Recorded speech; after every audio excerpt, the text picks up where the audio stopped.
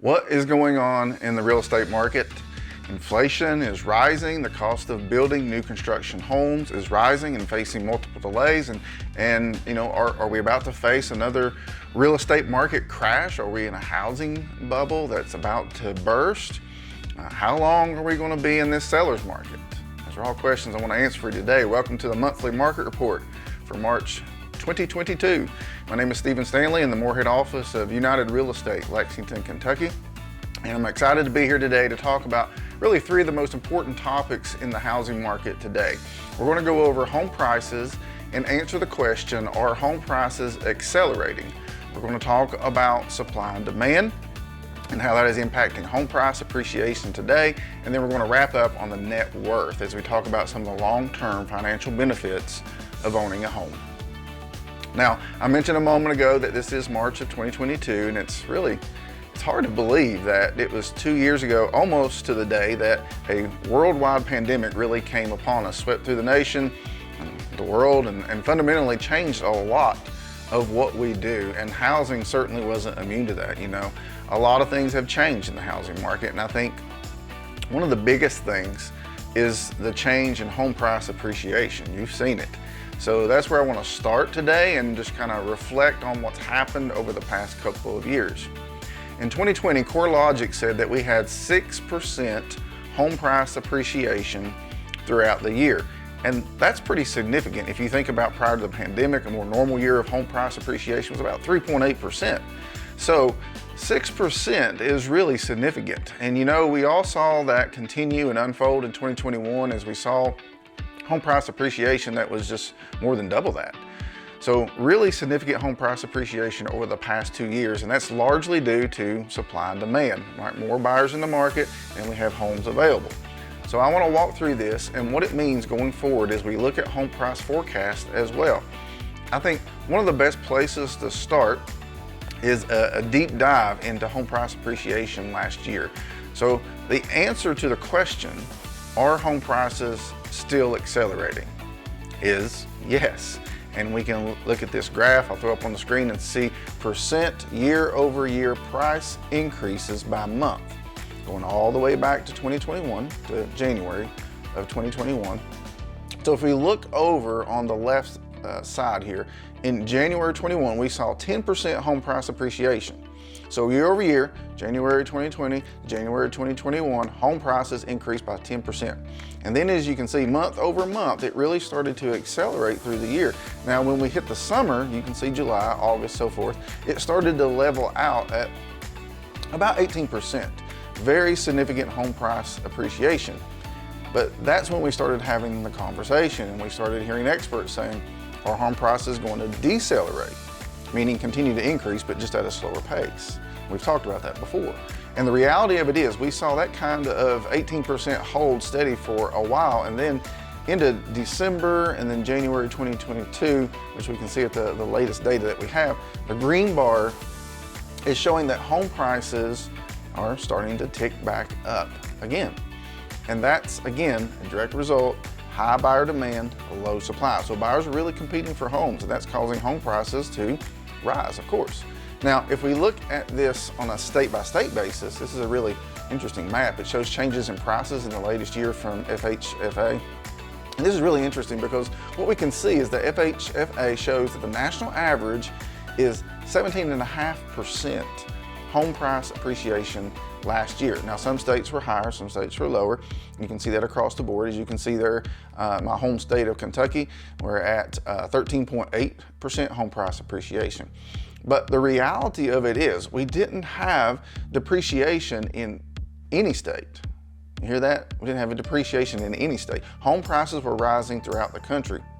Again, a result of supply and demand. So where we can break this down even further, really interesting, if we look at the past 5 years, national average over the last 5 years was 54.5% home price appreciation. That's what we're starting to see year after year, is increasing home price appreciation. And that really exploded in 2021. But if you look back at the last 5 years, home price appreciation has just been incredibly significant. Now, where this gets even more interesting is if we look at the past 30 years. So changes in prices since 1991. So if you go all the way back 30 years, national average is 258% home price appreciation. That's massive.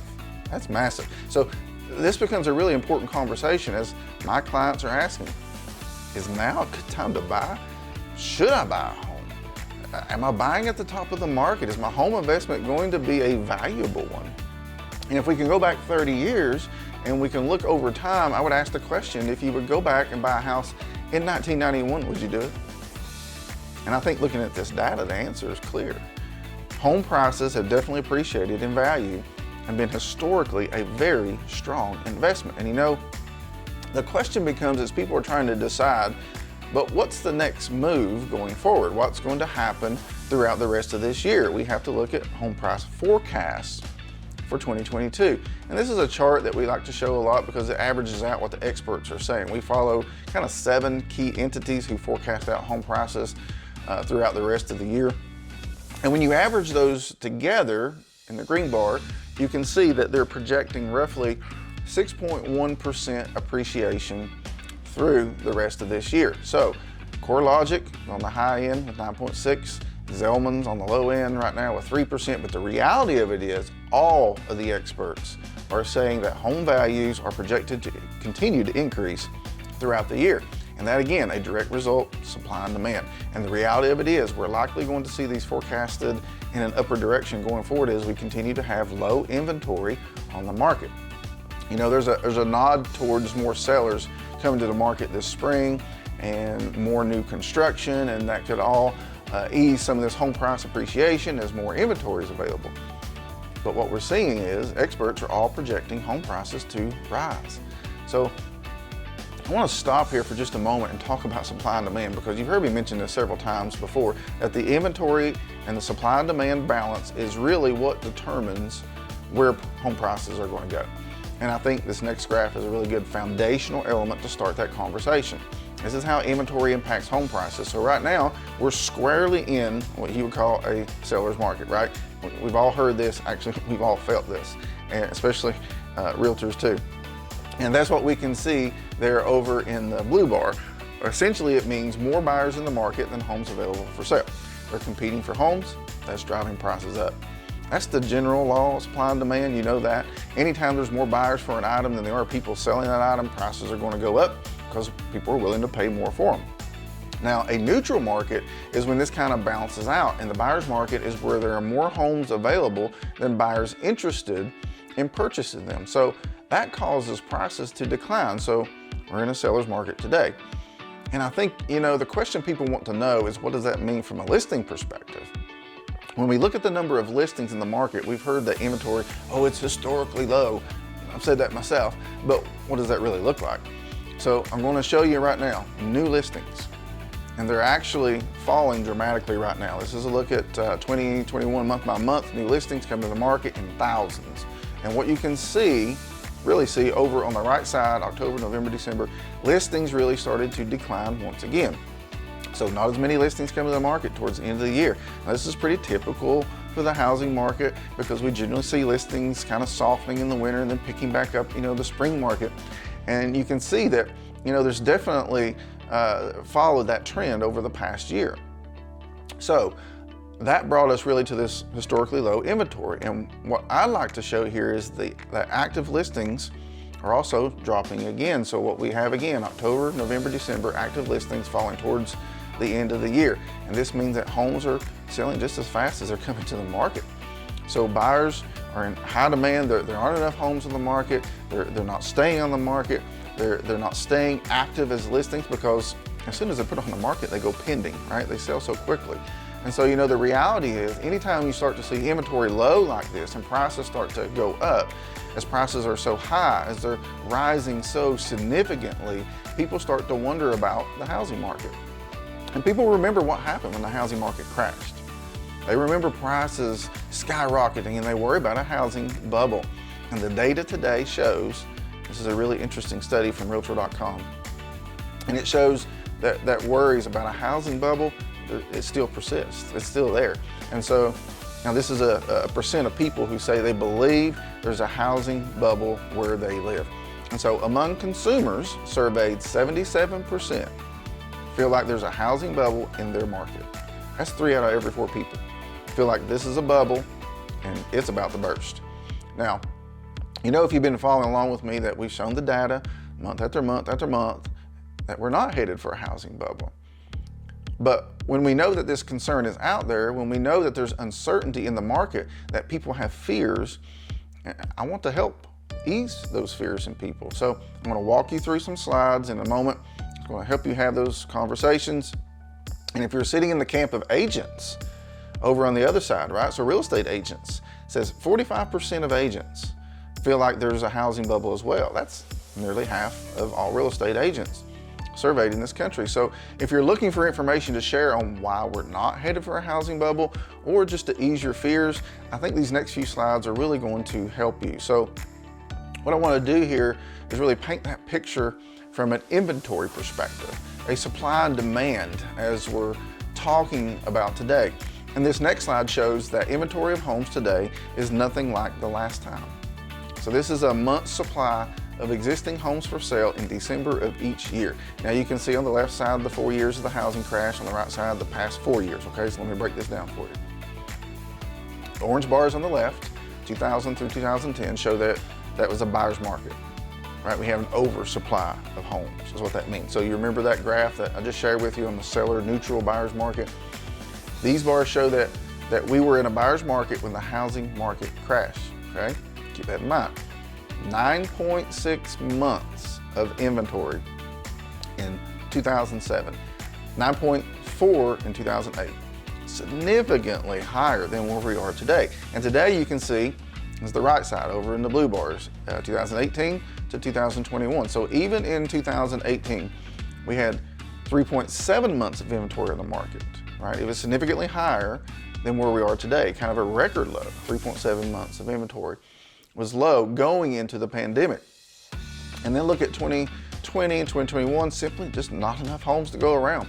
So when there aren't enough homes in the market, that's what drives the prices up. But it's a significantly different market than what we had in the housing crash. You see that?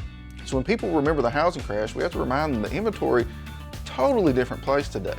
So yes, prices are rising based on supply and demand, but we are nowhere near where we were last time. Now the interesting thing about this as well, as I told you I wanted to walk you through buyer demand as well. So take a look at this. We hit a record high, a 15-year record of existing home sales in 2021. So this is a number of existing home sales from 2019 to 2020 and 2021. And you can see 2019 was 5.4 million sales. We broke that record in 2020, 5.6 million. And 2021, we crushed that with 6.1 million homes sold in this country. It's projected to go even higher this year in 2022. So what does that say? That says buyers are out there, they're looking for homes, they're buying homes, and they're actively in the process. So we have high buyer demand, we have low inventory, significantly different fundamentals than where the housing market was when the bubble burst. And the truth is that people who are purchasing these homes can afford them this time. That's another big difference. And I say that because I want to share this data that shows, credit scores are nothing like the last time either. This is a volume of loans in billions with a credit score of less than 620. Right, so take a look at those orange bars. 2003 to 2007, significantly more loans issued to buyers who had a credit score less than 620 than where we are now. So 2008 to 2021, you can see that those lending standards have gotten a lot tighter, meaning that buyers are essentially showing the credentials that they're able to afford this home. And that's what's leading to the loan opportunity. So very different lending standards are creating a landscape that's nothing like the last time. Credit scores are definitely tighter this time around. And if you're worried also about any other fundamentals of the market, let's think about equity for just a second. Homeowners have significantly more equity today, so they're in a much better financial position as homeowners in this process. And if you're worried about a foreclosure crisis, I would encourage you to go back and look at the data from the last couple of market reports on the forbearance and foreclosure update, because the data simply shows we're not headed for a foreclosure crisis. We won't see a wave of inventory come into the market that's going to significantly tip the scales over into a buyer's market because of foreclosures. There just aren't enough homes going to foreclosure. And so we're grateful for that, because it just means more and more people are staying in their homes. So the fundamentals of this market are just really a lot different. And the reality is, we know that people, they still have concerns, and I want to ease those fears, right? I want to make sure that you understand what the data is saying when it comes to understanding the housing market and having that confidence today. Because as people see prices going up, rising, right, they start to fear that, oh, this is just like the last time. And it just simply isn't. I think this is a really important conversation I want to have with my clients who are potentially still renting right now and thinking about, can I or should I buy a home, right? They say, I'm thinking about it, but I'm just seeing these prices rise, and I'm not so sure I should buy right now. I'm concerned that we're in a bubble, right? There's a bubble. But truth be told, we want to have that conversation around net worth, because net worth is really a game changer. And the data that I'm about to show you really paints a very, very strong picture for homeowners or potential homeowners when they're thinking about the long-term financial benefits of owning a home. There's the stability, the security, that emotional American dream of home ownership that's so important. But as this quote says, with inventory at an all-time low, buyers are still having a difficult time finding a home. So, as you know, as they're feeling like, I'm not sure that I want to stay in this game, because it's a tough road right now and prices are going up and I'm having a hard time finding a home. And one thing we really want to share with those people who could be potentially buying right now is the net worth of a homeowner versus a renter.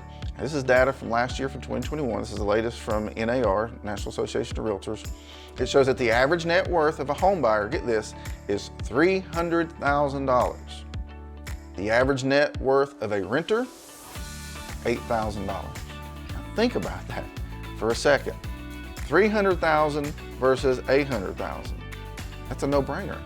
If we're talking about building that financial future and really thinking towards that long-term goal of home ownership, and we look at the data, the history that shows how much homes have appreciated over the last 5 to 30 years even. I showed you that. That's the differentiator of net worth. There's really something we want to remind people of there, especially for those who are renting and they're thinking, I could buy right now. I'm going to wait. I'm going to see if the prices come down. I'm going to see if the mortgage rates drop. We know we're not in an environment where that's projected to happen. So buying now and getting that net worth journey started towards home ownership is a game changer for the future. I think another way to look at this is a really powerful one as well. It says the net worth of a typical homeowner is about 40 times the net worth of a renter. 40 times. That's huge, right? So the numbers don't lie. And I want to help my buyers, my potential buyers who are trying to decide, is this the time for me to buy? Now we know everyone purchases a home at different time for a different reason, and into a different season of their life. They're financially, emotionally ready at different moments, and that's okay. But being able to share this data so you can make the most powerful and the most confident decision is really what's important. That's why you can trust me as your knowledge broker, because I'm staying on top of this market situation for you and just presenting the data. Right? I'm just presenting the facts so that you can make an informed decision. So I want to end this section with a quote to the National Association of Realtors. It says, while the booming housing market contributed significantly to the recovery of the U.S. economy, research has consistently shown that home ownership is also associated with multiple economic and social benefits to individual homeowners. Home ownership has always been an important way to build wealth. And I think this data shows this loud and clear. But 40 times greater, right? That net worth, that's game changing. So when we look at the big picture and we say home prices are rising, they're still accelerating. They're projected to continue rising, and that's a direct reflection of supply and demand. You know, we also know that people have concerns about this housing bubble, but when you look at the data, look at the fundamentals of the market, we're just simply not there. And when we think about, you know, the concerns that potential buyers may have as they look at all this data, they look at those rising prices, they feel those rising mortgage rates, they feel all the feels, right? You know, getting back to the stability, the security, the American dream of home ownership. And don't forget the net worth component that really drives your financial future, 40 times greater for a homeowner versus a renter. So I hope that these visuals, these quotes, these graphs, everything were helpful for you today, and I hope this helps ease some of those fears of those who are worried about a housing bubble. You know, the data simply just doesn't support it. So I hope this was helpful for you. If you got some value out of this, please consider liking the video, subscribing to the channel, share it with your friends, and just have a conversation about it. I don't claim to have all the knowledge there is about the real estate market. I just look at the data and I just see where that data takes me, and I just want to share that with you. So if you have questions, please just leave those down in the comment section below, and I will try to answer those to the best that I can. So I do appreciate you for tuning in and watching my March 2022 monthly market report, and we'll see you next time. Have a blessed day. We'll see you.